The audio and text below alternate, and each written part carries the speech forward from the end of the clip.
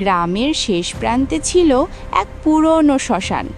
লোকজন বলতো রাত হলেই সেখানে দেখা যায় এক শিংওয়ালা মহিলা রাক্ষসীকে। লম্বা এলোমেলো চুল, কপালে টকটকে লাল সিঁদুর, গলায় কঙ্কালের মালা, পরনে সাদা শাড়ি।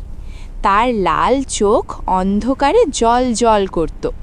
তারপর কি হলো জানতে তুমি যদি তোমার মাকে ভালোবাসো তাহলে চ্যানেলটি সাবস্ক্রাইব করে দাও।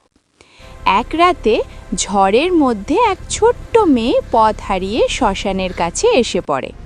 চারদিকে আগুনের ছাই, ভাঙা চিতা আর হু হু করে বইছে বাতাস। হঠাৎ মেয়েটির সামনে দাঁড়িয়ে যায় সেই রাক্ষসী। মেয়েটি ভয়ে চোখ বন্ধ করে ফেলে, কিন্তু আশ্চর্য, রাক্ষসী ধীরে ধীরে তাকে কোলে তুলে নেয়। তার বিশাল নখওয়ালা হাত দিয়ে মেয়েটিকে আগলে রাখে। সকাল হলে গ্রামের লোকেরা দেখে মেয়েটি নিরাপদে বাড়ির দরজার সামনে ঘুমিয়ে আছে, আর দূরে শ্মশানের গাছের আড়ালে দাঁড়িয়ে আছে সেই রাক্ষসী। তার লাল চোখে এবার ভয় নয়, এক অদ্ভুত মায়া। ছোট্ট বন্ধুরা, ভিডিওটি ভালো লাগলে একটি লাইক করে দাও।